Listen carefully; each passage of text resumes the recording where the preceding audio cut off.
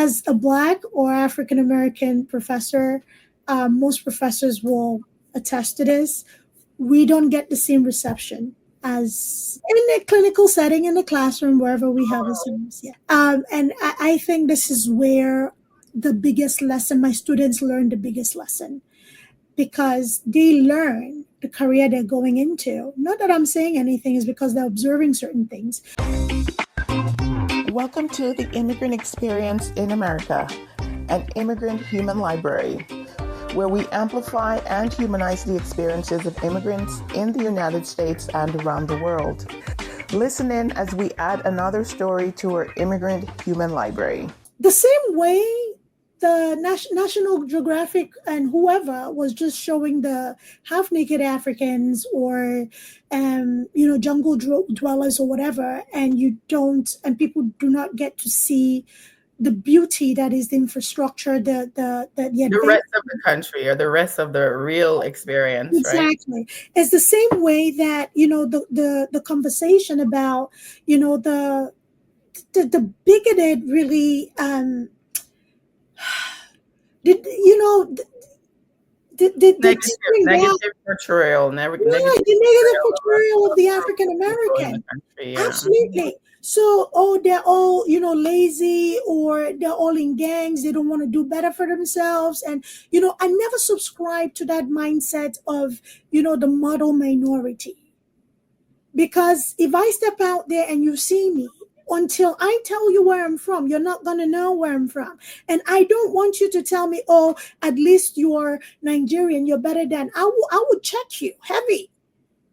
Don't prefer me. I don't want you to prefer me, because we all are related. We all have a common DNA lineage. And knowing the history of how the transatlantic slave affected, especially my side of the country, these are my cousins. Yes. Right. These are my cousins. Don't tell me I'm better than. It's kind of like you pitting. So I very early on discovered that I have to be in a spot where I'm not the preferred or model anything. That is why I tell anybody, I'm not your role model. Please find somebody else. It's not me. I'm not well behaved. I don't fit into any box. I don't check off any box for anybody. Find somebody else to do it. I dance to the beat of my own drum. So I found out very early that, I also have to be an advocate for and shut down this disparaging conversation about at least you're Nigerian, at least you're not. No. Right. What gives you the right to say? You're immigrant, you're from somewhere else, you're not one of those or whatever. Yeah. I mean, but the thing about it is, I think a lot of immigrants coming in, and particularly those from the African diaspora coming from other places or continental Africa, the continent, this is not a conversation that we have, that we come in with the words or understanding or the front of mind to even address when it happens. Sometimes when it takes us a while to kind of figure out what's actually going on. And so to have a little bit of empathy for people who are just completely oblivious to what some of these people are, the nuances and the undercuts are in conversation, and what's the word that the microaggressions or the things that people use. A lot of people, I didn't get it. It took me a long time to finally realize that these people, they're communicating with you, but it seems that they're curious, but they're really trying to harm you with their words and using their words as weapon and trying to pit you against people who look like you and cause division among us. So a lot of times people don't get it. And so it takes people a lot. And for working people and, immigrant people come in, they want to ready to work, to support, they have responsibilities and they have goals that they need to achieve here. So a lot of times they don't really spend time in that space of figuring out what's going on. They go to work, there's a nasty person, there's a situation that they have to deal with, but they're like, okay, they brush it off, they go home to their community and they come back and they do it another day. And sometimes it takes a while for people to unravel what's really happening, to check people, to say, no, you can't speak about my people like that. Or they really don't understand a lot of times. I didn't personally. I didn't. It took discernment. It took several scenarios for me to recognize, like, oh, okay, So this is what it is, right? Like I said earlier, I never generalized. I meet people where they are, right? I've had a lot of unsavory experiences where this conversation, oh, you sold us into slavery. Oh, It's not all true. It's not, it's not all well, true. you do have the name. Oh my God. Just joking. Woo, girl.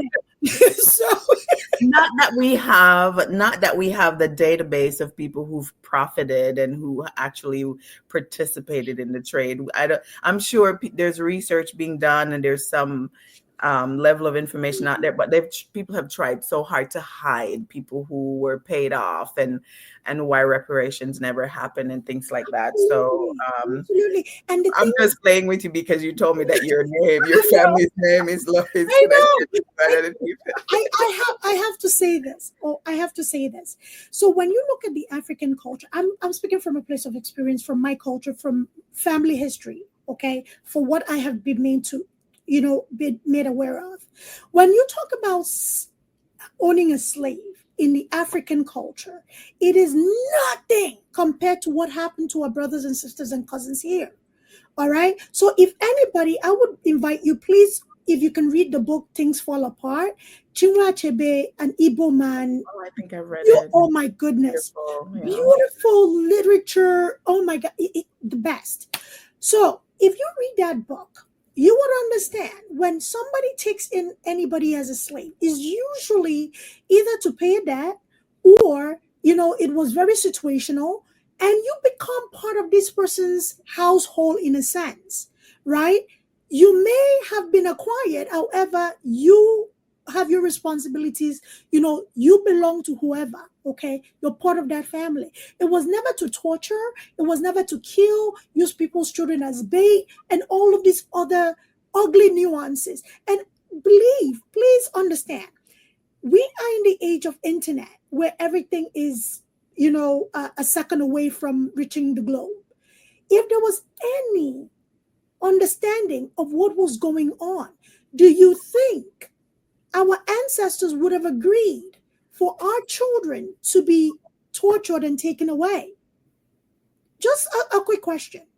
Do you believe anybody would have agreed to that if there was no degree? Money does wonders. Money does wonders. Yeah.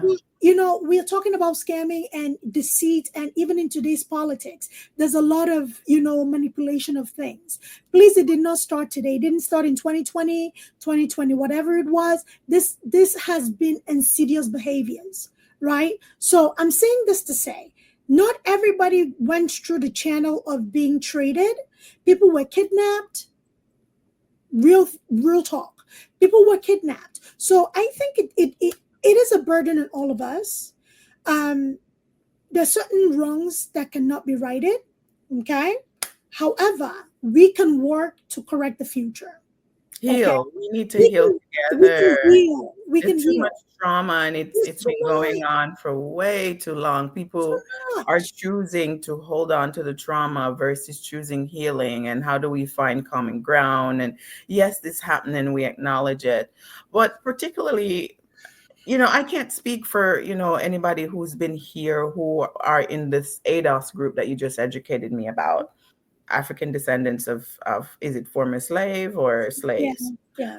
Here in the US. But I know people in the Caribbean have somewhat been giving a little bit of a space to heal and build our communities, and it hasn't been the same here in the US. It's like continuous, like being re-traumatized because of the decade after decade of oppression. And so my heart goes out to them. I don't know how they've survived. I don't know how they continue to choose to stay in the trauma rather than distancing themselves so they can heal and perhaps come back as a healed person and with maybe a higher perspective. I don't know. So but you said something, not to cut you short. You remember how you said money does wonders? Okay. You only need one Judas in a tribe of 12 to keep that going. If everybody, I know when you and I talked on my podcast, I said it was important that, whatever it is, whether it's Caribbean, Black, or continental African blacks, it's a matter of empathy. And if somebody's empathizing with you, you attacking that person is not helping your case. That's my Totally agree with that. so I totally get that. it Hmm. takes us to be empathetic because not everybody has the foresight that you and I have that this trauma is a continuous re-injury. Okay, you're trying to heal a wound. That wound is not going to heal if you keep picking at it. And that's what the American, unfortunately, the black, indigenous, or whatever you want to call, it does be whatever. But not everybody subscribes to that, so I think it's wrong for me to say that. So whatever American blacks, African American, American blacks, right, have endured, and some of us that have come to this country, we've had a taste of that. Whether it's Yes. systemic racism, whether it's the insidious racism, the little things here and there, whether it's being Microaggression. profiled, those microaggressions, we've had a taste. But the benefit that you and I have is that we still have an anchor, either in the Caribbean or in Africa, right? Or And in Latin America, Brazil, or Latin America, right? yeah, Or even in the UK, the other yes, European part of the world. yes, However, the anchor that they know, the only anchor that they know is here and is steeped in this trauma, right? Have you ever heard of that tick experiment where ticks can jump really high? However, if you put them in a jar, close it, and they have babies in that jar, the ticks that could jump higher will never know to jump higher than the lid of that container. And their mhm, babies born in that container only know the limits from that container, right? Once you understand that, I think there's more empathy in working as a collective because we all need one another. Working as a collective to say, you know what, I've got you, you got me. Where are we growing? Where should we grow? Right? yes, People deserve to celebrate their culture in their own respective enclave, but it does not have to result in us against the world mindset or right, us against right. everybody. That is where we are going to lose the plot. Right. But Every, my thing is I've come to the table with like a open spirit, open mind, a lot of naivete because I didn't know the history of what was going on yeah, here. And all I was met with was like aggression and just violence and just being harmed. And I'm just like, why would I continue to come towards you if all I get is being harmed? I'm gonna stay over here and stay with my people, right? Where I feel accepted yeah, and where I feel like I things that I do or whatever I pour out is being reciprocated or and respected and appreciated. right. Because yeah, it's tough for us to ask people from the outside when they come in when all they're met with is this anger and trauma response or Facility, some form of facility too. yeah, and a lot of times people don't understand where it's coming from until they learn the history or some of the history. Then you're like, oh, and they have empathy. But I mean, like, how long? There's a lot of healing that I keep saying it, healing that needs to take place in that space.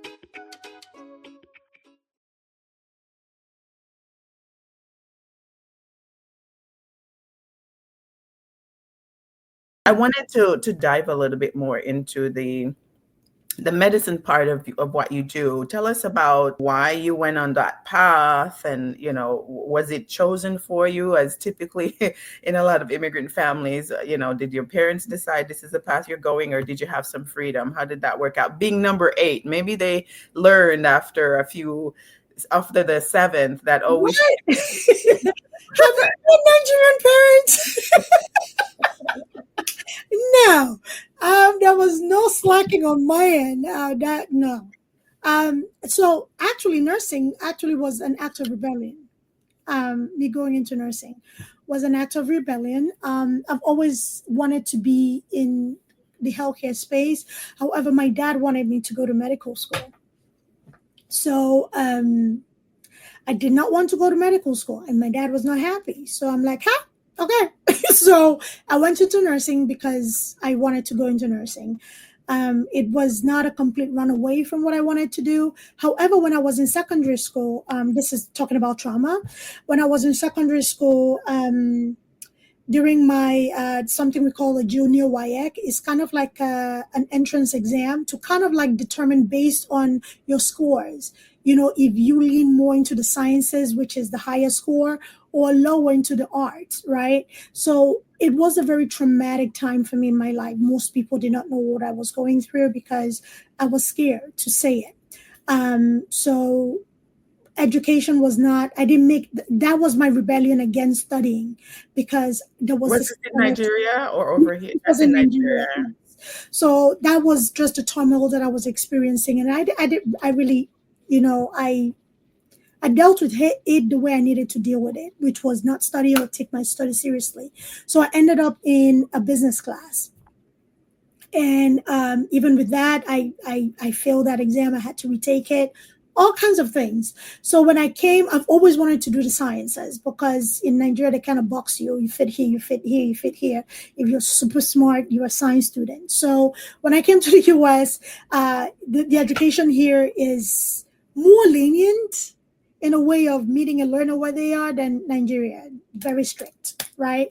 So I'm like, let me explore this. So I went into nursing because the idea of caring and loving people or caring for loved ones is very cultural. So went into nursing and I just grew from there. I started as a nursing assistant. I got my LPN, I got my associate's, my bachelor's, and then my master's degree. So for anybody out there, if you feel like you can't start where you are, you're lying to yourself. Start right where you are. Anything is possible. If you want it that bad, it will happen. Absolutely will happen. So go for it. Start somewhere. Very good, good. That's a strong message of encouragement for people who might have, some people come already with a profession and they have to start over because they might not have the certification that they need to be able to practice here. Mm-hmm. So you find a lot of people who are underemployed, as we say, who are like professionals in their former country, but can't really find the same level of employment here. So it is possible to start over. I have a personal story about that. Somebody close to me came here, defended their masters. I think, did she get a doctorate? I can't remember now. But, history, right? In Nigeria, you will be a history professor, this title and all this extra stuff. However, when she came to America, the only thing she could really do was grade school education. And again, schooling is very different in America than it is everywhere else. We respect and revere teachers. In America, not so much. So she's like, okay, if I take this job, I'll end up in jail. So I'm like, okay, why don't you try nursing? Oh, I don't like sciences. I've never taken a science class in my life. I'm like, I'm here. I'll support you. And she trusted me. I supported her. She got a CNA license. By the time she got to nursing, because she has this foreign education and high level degree, it was easy for her to transition into a bridge program. That person today is an NP, also completing her doctorate in nursing. Wow. It's possible. It's possible. Just start where you are. A lot of people, yes, that can't really figure out the way, but that's good encouragement for people. We'll definitely be clipping that as a YouTube short and blasting it over the place. Okay, great. So you got into nursing. You started off small and got your next certification, the next on top of it, and today you have your master's and you're a nursing professor. Yes. What's that experience like, teaching nursing?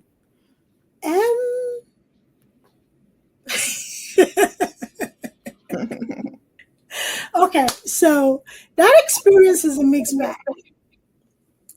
It's a mixed bag because, again, getting used to teaching in America is a different animal. I can remember one of my first introduction to one of my classes, the classes at one particular school. I walked into the class and I introduced myself and, I'll be teaching, co-teaching, yada, da, da, da. And does anybody have any question? And the one quick question I got was, how old are you? So the student felt I was too young to be a nursing professor. However, that's fine. I did not answer that question. I did address it. However, what does my age have to do with it? So you have students who are, not everybody's going to like me. I'm not candy, okay? I'm not for everybody. Just getting that out there. But then you have students that will challenge you, and then either get to understand that there's no benefit fit to this behavior, and then settle in and learn from you. And you have students that will never learn from you because they feel like, oh, you're too young, you're too dark skinned, you're too whatever to teach them, or you're too African to teach them, or whatever the case. I focus on students that can learn from me. I will teach the whole class. However, if you feel you can learn from me and you need that extra support, when you reach out, I'm here. Okay? If you feel like you can't learn from me, and that's okay, that's okay. I will do my best. However, you can ask to be switched or whatever the case, if the school accommodates that. It's been a very rewarding experience. I don't want to focus on, because that's not my nature. It's been a very rewarding experience to see people start the very first semester electives scared out of their minds. And then when you see them with your nursing pin at the end of it, they're like, Professor, thank you for believing in me. That does it for me. If I haven't walked away from anything, getting people to where they can be competent and feel confidence in themselves when they graduate is all I do this for. That's Very it. good. Very good. So fulfilling, right? To help change their own personal lives. Yes. So tell me generally, like, what are some, you sound like you've had a lot of successes, right? You've had family support. You work really hard. Of course, you didn't get where you are just by going out partying and not focusing, right? I'm sure you've put a lot of sacrifice and time into what you do. Yeah. So tell me about some of the other challenges outside of the weird questions and comments and the microaggression and issues that come up with the groups. What are some other challenges that you faced as an immigrant American over the years? And particularly in the medical field as well. You've just listed a few of them too. What? Very controversial, but I'm going to say this. Healthcare is not as inclusive as it makes itself out to be. It's very cliquey. You find people that advance because of who they know or who likes them. So what I usually tell, and as a Black or African American professor, most professors will attest to this. We don't get the same reception as in the class, in the classroom, in the clinical setting, in the classroom, wherever we have a service. Yes. Wow. And I think this is where the biggest lesson, my students learn the biggest lesson, because they learn the career they're going into. Not that I'm saying anything, is because they're observing certain things. And this is why I say teaching hospitals, or any hospital for that matter, will have a situationship with job boards if students have a positive experience in their facility. That money you're paying a job board to post a position would not be necessary, because if you're giving or encouraging positive relationship between the students and your staff, the students will graduate and in droves apply to work for your facility, right? Yeah, that's true. However, if they don't see that representation in your hospital or facility or the clinical floor that they're on, and the experience is not good, the culture is really yeah. I will never work here. I will never work here. That is something that is echoes a lot. It's like, Professor, why did you not? And I tell my students, I already come here with a half deck. I didn't come here with a full deck where, okay, I'm going to be respected or whatever comes with that. I'm already coming in with a disadvantage. Okay? Then if I react based on what you're observing, am I feeding into the stereotype? Yes, I am. What would that bode for me professionally? My emotional intelligence goes out the window. Okay. As my student, how am I? Oh, I have fireworks. Yay! I don't know what that is. Wow, that's new. Did somebody probably did that. They liked Really? what Oh we're my saying. God. Thank you. Thank you, whoever that is. I can't see. So, you know, for you as my students, what would that do for you? How would that benefit your learning? So, again, just like children, you can talk all day. You can talk all day. At the end of the day, your students are watching you. How are you reacting to things? How are you handling yourself? So that has become one of my biggest teaching opportunity, where students observe things and they're like, Professor, why did you handle it this way? I'm like, glad you asked. That becomes a learning opportunity. So that is the one thing I would say I've had to, strengthen that muscle to know that, hey, you're walking in here, expect this. If it doesn't go that well, oh my goodness, how great. However, if it does go that way, you know how to handle yourself. Right. I think it's a learned skill that people have to develop too. I think a lot of immigrants don't come in thinking that they're going to have to deal with this weight Yeah. of being diminished just because you're competent. You a lot of times are more competent than your other colleagues, okay? But because they have a certain tone of skin, they're given respect and all of that. A lot of people don't even know how to begin to handle that. They don't have the words, the emotional intelligence to not be triggered or respond to somebody's offensive response or words or expression or whatever. So that's a learned skill that I think that needs to be developed and talked about. People need to be educated about how to deal with these situations, particularly if you're coming from somewhere where this idea of discrimination at this level and racism and microaggression is not part of your environment. And you're basically like decoding it for the first time and trying to feel like, okay, what's my best way to protect me and also protect my career, my position, and my respect and dignity? Like, how do you handle that? It's Right. very heavy, and you can't just focus on your work. You then have to manage these crazy people, basically, is what I call them. You have to manage They're it. And, they're to be complex. honest, it cost me a lot of money. It did. It's just a lot of therapy and understanding my triggers.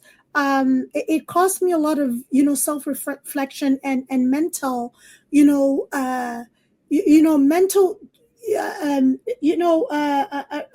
decluttering. Let me call it that way, because you have to be able to, okay, what part did I play in this? I can be very combustible. I can be. I know myself, right? But I've learned to give grace. So when we get to that place, I will tell you, okay, we are at the precipice of combustion. How do you want to take this, right? So I know is, in nursing we say personal knowing. There's something about, knowing yourself, knowing your ideas, your personal values, so that it does not get in the way of you caring for somebody that may not share your values, right? Mhm. So that personal knowing has been very valuable to me. This is why it is very important that we self-educate. You talked about immigrants coming and not necessarily having this knowledge ahead of time and having to have harsh experiences. When you have those harsh experiences, what I would say to anybody listening: one, do not take it personal. Two, do not generalize. Step back. YouTube University. YouTube is a place. I mean, there's so much information there. You can educate yourself and see where people's history, we're in the house. At the end of the day, educate yourself. If you're going to have a livelihood here, you have an experience, spend that time, invest that time and effort to learn. Okay, educate yourself. Yes, have people around you who may also support that journey and have you understand certain things, because you may not know everything. All right. So with that said, personal knowing, investing in yourself, understanding yourself. Therapy is a thing. Please invest in therapy. And I had I had a guest yesterday, and she was talking about how therapists do not push to have people self-disclose, right? Mm. So you go into therapy and you want to put on a facade and play the victim and whatever, the therapist is not going to force that conversation. They will play along, right? Because they do know if they approach you with the truth or force you to tell the truth, you're going to disengage. So they try to build that rapport to the point that you can feel comfortable enough to address your inner self. So people go into therapy and say, oh, I'm in therapy. However, if you're not being truthful with yourself, who you are, how you react, what makes you you, what has made, what your buttons are, okay, and how you can better handle that, you're not going to gain anything from it. So me saying therapy does not mean go there and lie to yourself, because you're lying to yourself. Because at the end of the day, the therapist is being paid. Just say it, right? I want to send up fireworks right here. Fireworks. You are making such a big point, because you know what? A lot of times in collectivist cultures, people Right. are more focused on maintaining relationships with people. They will lie, they will be inauthentic, they would bend over backwards before they tell you the truth if they think that it's going to harm the relationship in any way, cause some sort of a rupture in the relationship. And it's a big deal for people to grow out of that personality and way of operating. I'm telling you, it goes deep. So people can say they're going to therapy, but they're telling you a story that they believe, and they're not going deep. And so you are underlining such an important point there. It's so, don't bother to go to therapy if you're just going to play games and you're not going to look in the mirror and really go deep and see your own behavior, your participation, how your own belief systems might be keeping you from growing. And a lot of people are more so geared in these communities, are so used to silence in collectivist and communal cultures. And for you to tell them that they can finally speak up and use their voice is a big deal. It's hard for them to face themselves, yet face the cultural expectations of the people that they've grown up around, and then maybe set healthy boundaries with those people. It's huge. Join us next time for part 3 of this episode. We thank our listeners around the world, and we appreciate your continued support as we build our human library. Please remember to give us a 5-star review, subscribe, and share with your friends, family, and circle of influence.